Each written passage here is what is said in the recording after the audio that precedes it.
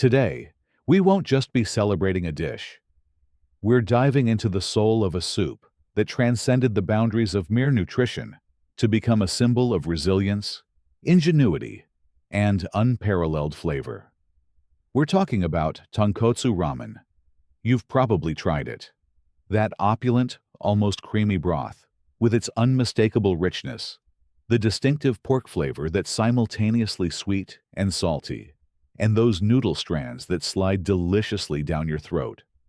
Tonkotsu Ramen is a global star, an icon of Japanese cuisine. But behind each steaming bowl lies a story far denser and more moving than you might imagine. A story of deprivation, of war, of creativity inspired by necessity, and of a culinary revolution that sprouted from the fertile lands and tenacious spirit of one island, Kyushu. It's not just broth and noodles. It's the essence of a people, distilled into a bowl.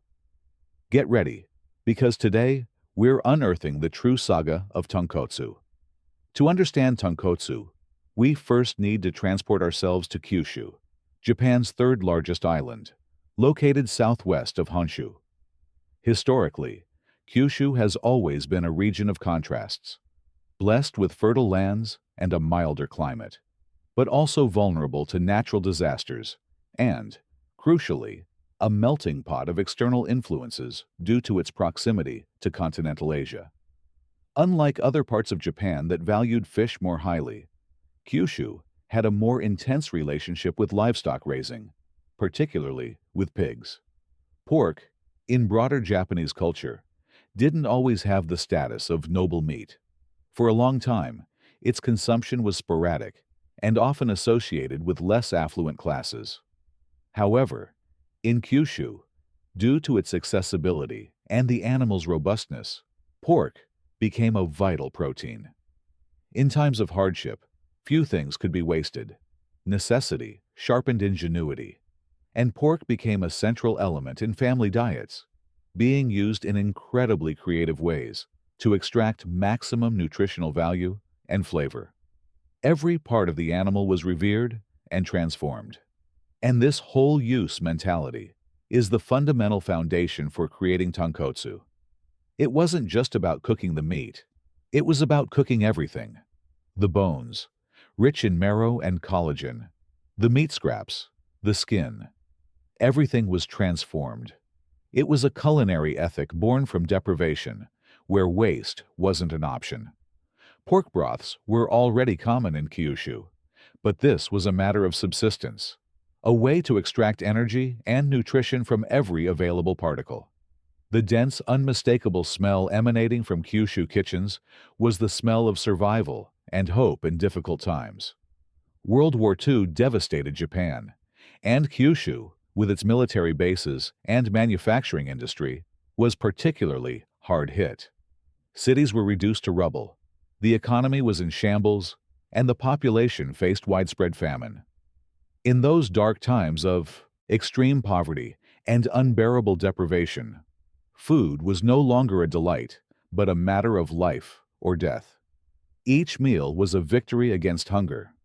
It was in this scenario that ramen, then a dish of Chinese origin, adapted to the Japanese palate, with shoyu or miso bases, and typically chicken and vegetable broth, gained new urgency. It was a cheap, substantial meal capable of feeding crowds. But access to chicken or fish was often limited in post-war Japan. In Kyushu, however, pork continued to be the people's animal, more abundant and accessible. The carcasses and bones that would be discarded by other cultures became treasures. And it was in the humble, creative kitchens of Kyushu, especially on the vibrant streets of Fukuoka, which was Hakata at the time, that the innovation was born that would forever change the face of ramen. Chefs and cooks, motivated by the need to create rich, nutritious broths using available resources, primarily bones and less noble pork parts, began boiling these bones for hours on end, over high heat, for much longer, and with much more vigor than any previous broth. The goal wasn't just to extract flavor, but to literally emulsify the marrow and collagen from the bones. The result was something unprecedented. A white, opulent, almost milky broth that exuded an intense aroma and a richness that was pure energy and concentrated flavor. It was tonkotsu, pork bone, the broth that became the star of Kyushu ramen. A testament to ingenuity in the face of adversity, a dish that spoke of survival and hope, a rich broth that warmed the body, sustained the soul, and gave strength for rebuilding. Although the prolonged boiling of pork bones was a known practice, the creation of the tonkotsu ramen we recognize today has a fascinating two-stage history. The journey begins in Kurume, a city in Kyushu, in December 1937, when Tokyo Miyamoto opened his ramen stall called Nankin Senryo on Meiji-dori Street. Miyamoto, who had previously operated a udon stall called Tanuki, drew inspiration from chuka soba, the Tokyo and Yokohama-style ramen that was popular at the time, and from Nagasaki champon, his hometown specialty. He created the first tonkotsu ramen in Kyushu history, boiling pork bones to create a rich and flavorful broth, though still relatively clear. It was a significant innovation for the region, where ramen was still a novelty. His stall became popular, and Miyamoto helped family members establish other restaurants under the Nankin Senryo name. The Miyamoto family continues operating the restaurant to this day, keeping the original tradition alive. However, the real turning point that created the milky white broth we associate with tonkotsu happened 10 years later, in 1947, at another Kurume establishment. Legend has it that one day, Katsumi Sugino, owner of the Sankyu restaurant, went out shopping, leaving his mother in charge of the kitchen. Distracted or perhaps inexperienced in broth preparation, she inadvertently let the pot with pork bones boil at high temperature for an excessively long time, much longer than usual.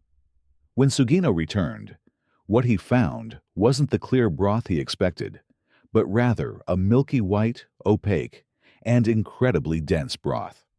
Initially, he must have thought he'd lost that entire batch of broth and couldn't sell it. But, determined not to waste it and trying to salvage it, he carefully tasted and seasoned the broth. To his immense surprise, he discovered he'd created something extraordinary. The intense heat and vigorous boiling had completely emulsified the fat, marrow, and collagen from the pork bones into the water, creating a velvety texture, a deeply umami flavor, and a milky appearance never seen before. The broth had a richness and depth of flavor that surpassed even his original recipe. This was the birth of the true white Hakata-style tonkotsu broth we know and love today. This revolutionary broth wasn't just visually impressive.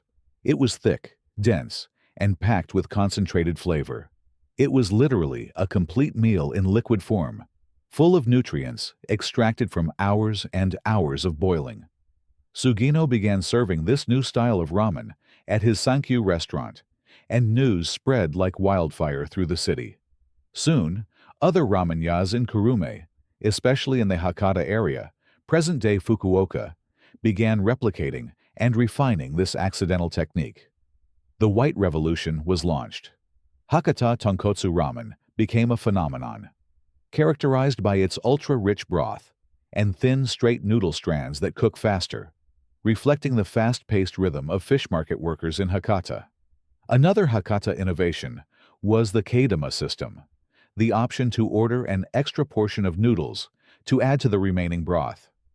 This not only optimized consumption, ensuring no broth was wasted, but also allowed customers to enjoy a more substantial and prolonged meal at an affordable price, ideal for times of economic recovery.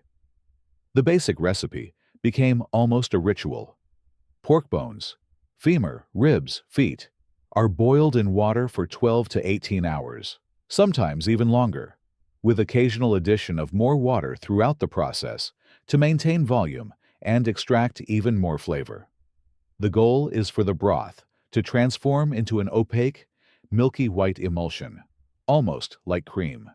This long process releases collagen, fat, and minerals, resulting in a broth that's simultaneously light and incredibly rich, with a velvety mouthfeel.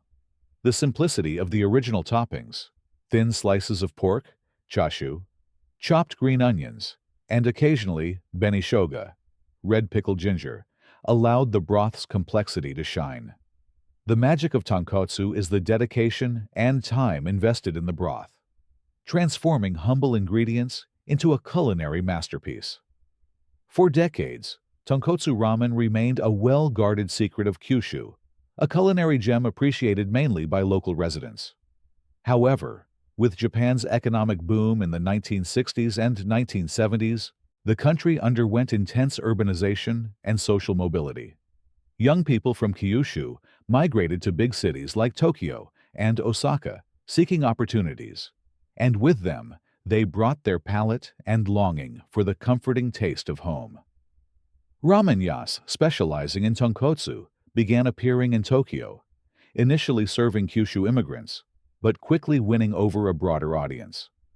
The richness and intensity of tonkotsu broth was a striking contrast to the lighter, clearer shoyu and miso broths that predominated in the capital. It was a flavor explosion, something new and exciting for Tokyo palates. Brands like Ippudo and Ichiran, which had their roots in Fukuoka, were crucial to this expansion, transforming tonkotsu from a regional dish into a national phenomenon. And its success didn't stop at Japanese borders. With growing global interest in Japanese cuisine, driven by the popularity of sushi and tempura, Tonkotsu Ramen began its journey around the world. Cities like New York, London, Paris, Singapore, and São Paulo saw the proliferation of restaurants dedicated to ramen, and often tonkotsu was the menu star. Western chefs were enchanted by the broth's complexity and the dish's versatility. Tonkotsu's adaptability also contributed to its global rise. While the broth base remains the same, toppings and flavor nuances were adapted to suit local palates, but always with respect for its essence. Today, it's possible to find tonkotsu variations with different types of chashu, perfectly cooked marinated eggs, and seasonings like mayu, burnt garlic oil, or karashi takana, spicy mustard greens. Its fame is a testament to how a dish born from necessity can elevate itself to become a universal language of flavor and comfort. The story of tonkotsu is, at its core, a story of legacy. A legacy of how adversity can generate the greatest innovations. It's the result of centuries of respect for food, of a culture that seeks to extract the maximum from each resource, and of an unwavering passion for cooking. The ramen masters, ramen shokunin, dedicate their lives to the constant perfection of their broths, noodles, and toppings, and many continue the ritual of boiling for hours on end, passing knowledge from generation to generation. What began as a rescue meal for the hungry of Kyushu in post-war Japan, tonkotsu transformed into a gourmet dish appreciated by Epicureans worldwide. It carries with it not just the robust flavor of pork, but also the memory of human resilience in the face of deprivation, the sagacity of transforming almost nothing into everything, and the strength of a culture that built its identity also through food. Today, Tonkotsu Ramen is more than a dish. It's an experience, a steaming bowl that promises comfort, nutrition, and a flavor explosion. It's a vivid reminder that the simplest of raw materials, discarded bones, can be the foundation for something so extraordinarily complex and beloved. And behind each spoonful lies the profound story of Kyushu's indomitable spirit. So, next time you savor a bowl of tonkotsu ramen, you won't just taste the vibrant flavors. You'll taste the history. You'll taste the resilience of a people, the ingenuity born from adversity, and the passion that transformed humble pork bones into a global culinary icon. This isn't just soup. It's a testament to the strength of the human spirit. What other stories does Asian food hold for us? Leave your comments below. Share your memories about tonkotsu ramen, and tell us what culinary and cultural journey you'd like us to explore next. Your engagement is our secret seasoning. If you enjoyed this story, hit that like button. And, if you haven't already, subscribe to the channel so you won't miss any of our upcoming adventures. From the island of Kyushu to your palate, the saga of flavor continues. Until the next delicious discovery.